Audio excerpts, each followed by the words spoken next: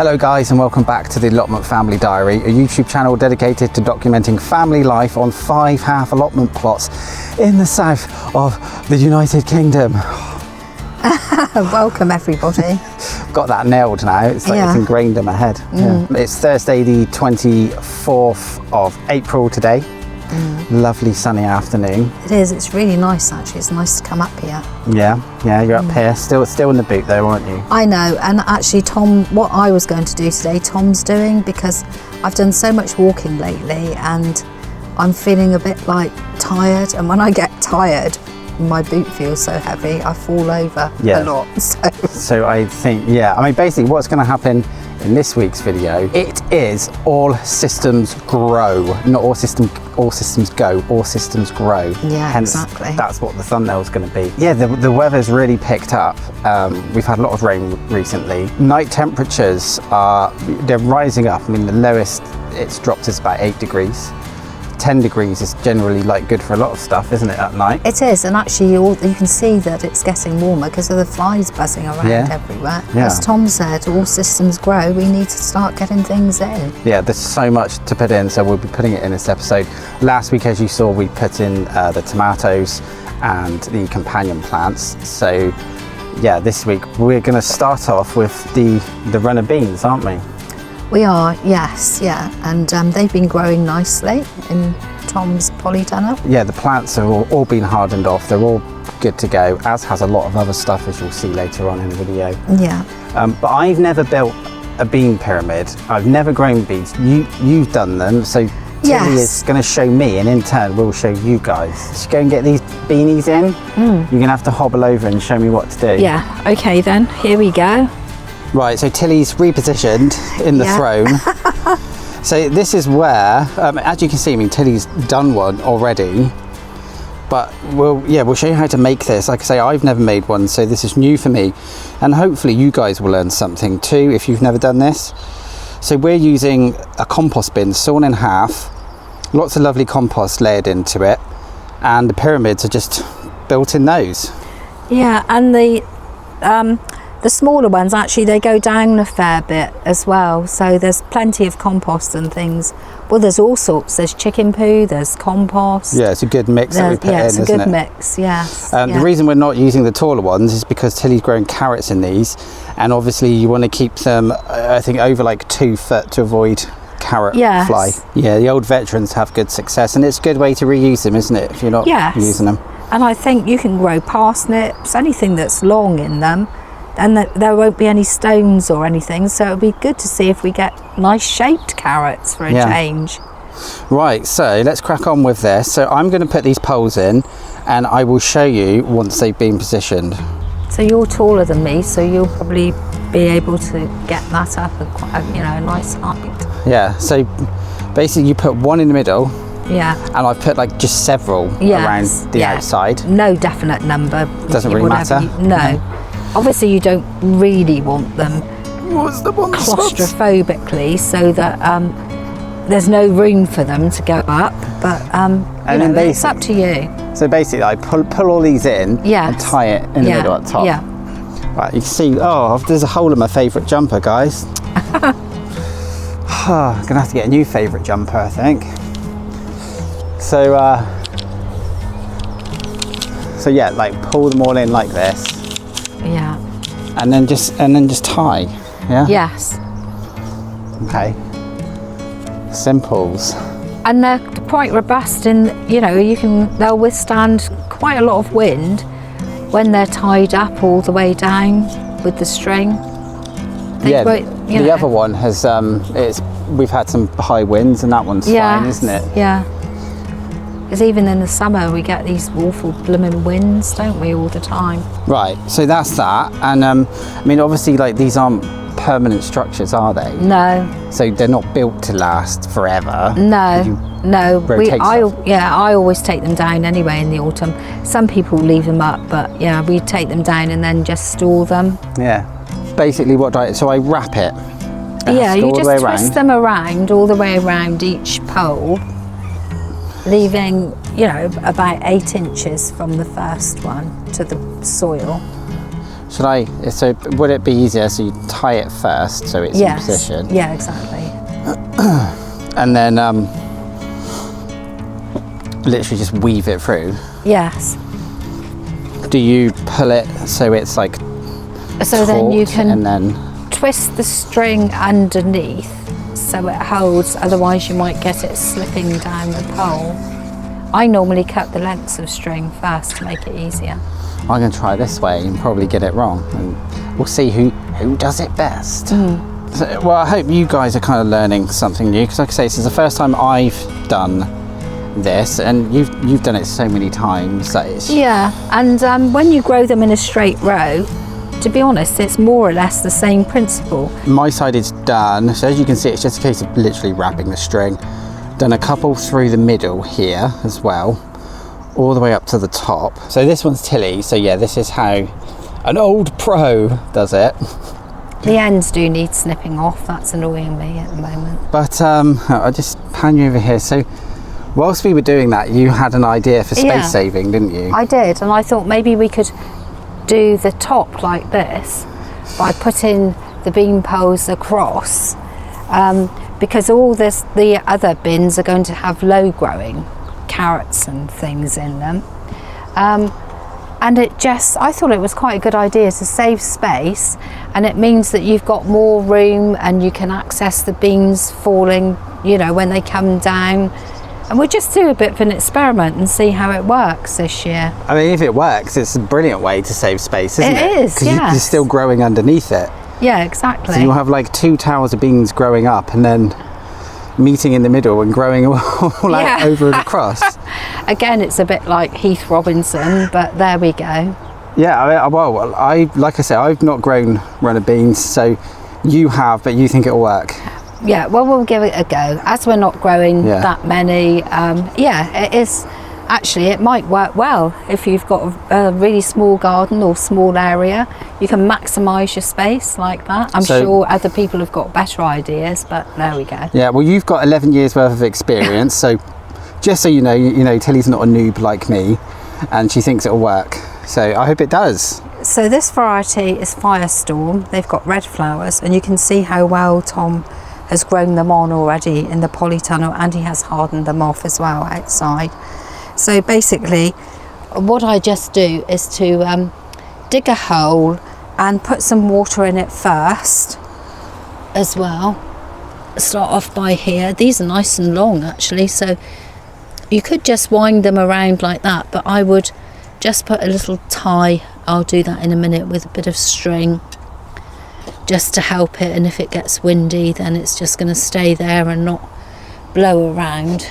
So this soil is nice because it's had 6x fertilizer, it had chicken pellets, it's had I think at least two different types of compost all mixed in, hasn't it? Yes. Should be quite good. Yeah, it should be. I'll tie that with some string in a minute. And when these have got really good root systems already. So these are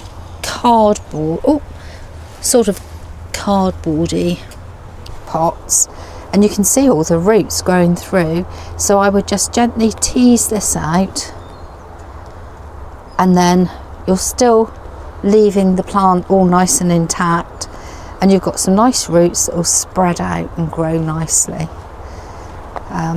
So you could, normally I put seeds in the middle, but I think what we'll do is we'll just put, as we've got so many of these, we'll just put the beans, one in the middle, bean along here, one in the middle, and there, and so on, all the way round. So the spacing doesn't really matter too much because they'll just grow upwards anyway. Yeah, and then you can just sort of, as they grow up, you can be really particular and just twist them round yourselves, or you can let them wander, because they do grow really quickly once they start growing anyway. Yeah. And then we've got this crisscross at the top as well, so that they'll start growing over there. Yeah. Just a bit of an experiment. Right, well, we've got 20 Firestorm, 20 White Lady. You're going to do the Firestorm, and then I will start on this one over here with the White Ladies. Yeah, I've tried White Ladies and they're really nice, but I've not tried Firestorm before. Yeah, it'll be interesting to see what it tastes like. Yes, yeah.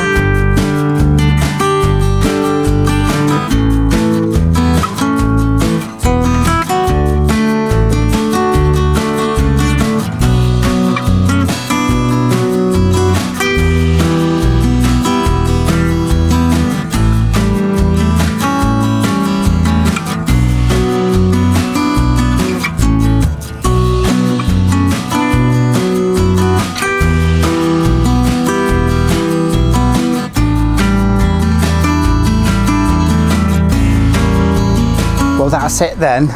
Yeah, that didn't take as long as we thought, did it? No, it wasn't too bad. No.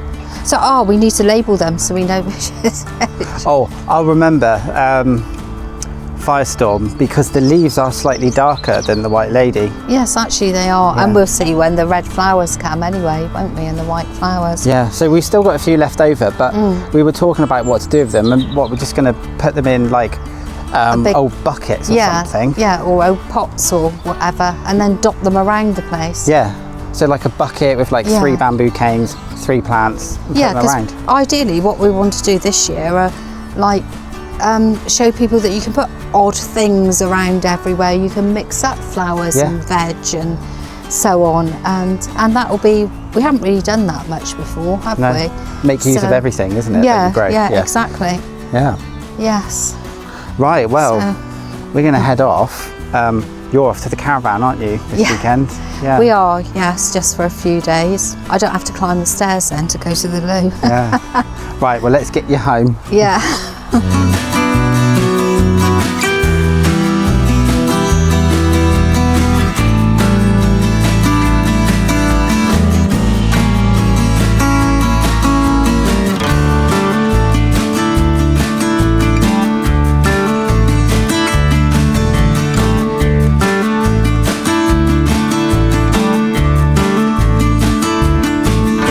So yes, all of those beans are now in the ground. We haven't wasted anything, and I've reused some old buckets, old pots that I had laying around here on the plot.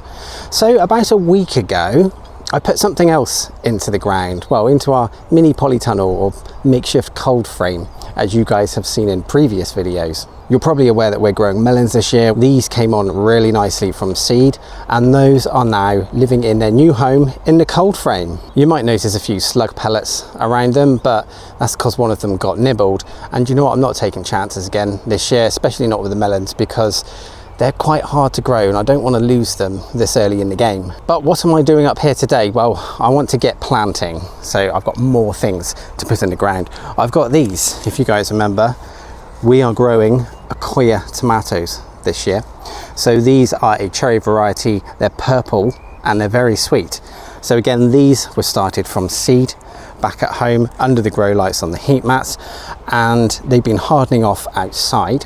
They're ready to go in the baskets now. So we got the baskets, we got 6 plants, 6 baskets. I have already filled these with compost, did that last night, and today we're going to pop these in. So here we are, here's the hanging basket, all ready to go. Lovely multi-purpose compost, chicken manure pellets as well to enrich the soil. And let's pop in the first Acquia. As you saw in the last video, it's the same sort of method really, but I just want to see how these roots are looking. They have been nicely watered prior to this. Yeah, they're looking nice. Okay, so we'll just pop this in here. Last year, as you guys know, we grew a load of microcherry plants. We had something like 9 plants and it was just too many. It got to the point where, you know, we just weren't getting through them. So this year we thought we'd go with something a bit different, the Acquia, and they're larger tomatoes and hopefully there won't be as many. Anyways, I'm going to bottom water. The sun's just gone behind the clouds, but I'm sure it'll be back. And actually, before I do that, I was going to tease the roots out to enable them to spread at the bottom, but the soil's nice and wet as it is. So we'll just pop that in like that. I'm not going to water on the top. There's no point because, as I mentioned, they are nicely hydrated already, and I've just bottom watered. So there we are. There's our first Acquia. It's getting a bit windy. Let's pop this one up. There we go, little buddy. Grow nice and strong. There, 1 down, 5 more to go. So what's next on the agenda? Well, sugar snap peas. These are Nairobi, and these are started on the 15th of March in our polytunnel. See, this is why I cannot recommend enough to have a polytunnel or greenhouse if you've got the budget and the room. It really gives a massive kickstart to your growing season. These guys are more than ready to go in. Look at that one, it's got huge.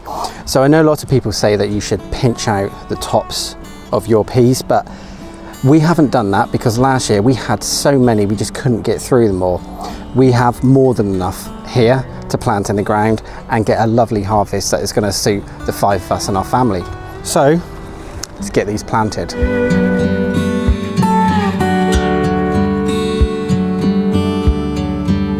This is where we are planting the sugar snaps, right next to Tor, our dog's enclosure. This was purposely built so he can see through it, and also we can grow climbing things up it. So this will be the 2nd year we've had sugar snaps in this spot. I've just used a multi-purpose compost. It's had some chicken manure pellets added to it, and also a little dash of 6X fertilizer. That was all dug in roughly about 6 weeks ago.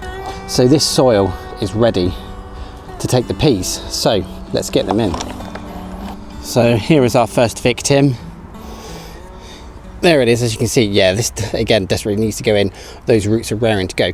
So what I'm going to do is plant the first one here. I'm going to water these afterwards, I think. And what I like to do with the peas is like poke through the top. These things will find their own way. They will climb themselves. But because we do get some quite high winds up here, it's quite nice to give them a little head start on the ladder. So with your sugar snaps, you want to plant these roughly about 2 inches apart. I'm going for, say, 3, just to be safe, because yeah, they do get quite crowded eventually. And again, there we go. Just going to pop that one through there.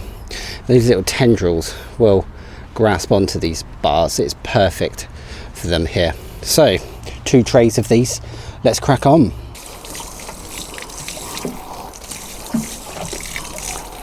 There we go. They've had a lovely, nice drink. So I've got 25 sugar snaps in here, and I've still got some left over, but that's a good thing, because I remember last year we lost a couple within the first few weeks. That was due to slugs and snails. So those spare ones are going to come in handy. I'm not going to chuck them away. And if I've got any left after that, they can go over to Tilly's plot, because I know she was keen to grow some. So one other thing with your sugar snaps, make sure you net them. So I've had this net, this structure here that I built last year, and it's been attached. I've just left it there for the whole winter. So we're going to net these all the way across, and I'll pop some stones down to weigh the netting. And yeah, that'll protect it from the birds, because the birds love these things. I've also added some extra support beams, and I'm going to grow some sugar snaps up those. I've had to use a piece of wire to secure the plant, and this will help it grow further up the beanstalk, should we say. So that's it. Yeah, we'll get the stones in, and that's another job done off the list.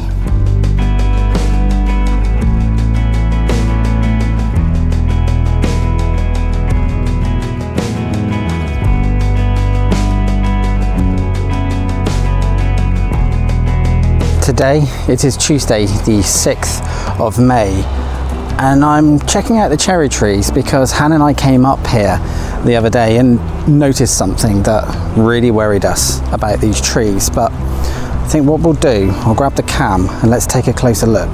Both of these cherry trees were planted last year on our plot. This one doesn't look like it's going to bear fruit this year because it's still quite young. However, the second one, it has got lots of tiny cherries, which hopefully will get netted and we'll be able to taste if the squirrels don't get them later this year. But what I wanted to show you guys, yeah, was this. You can imagine how horrified Hannah and I were when we saw this. So both trees, I mean, this one's particularly bad.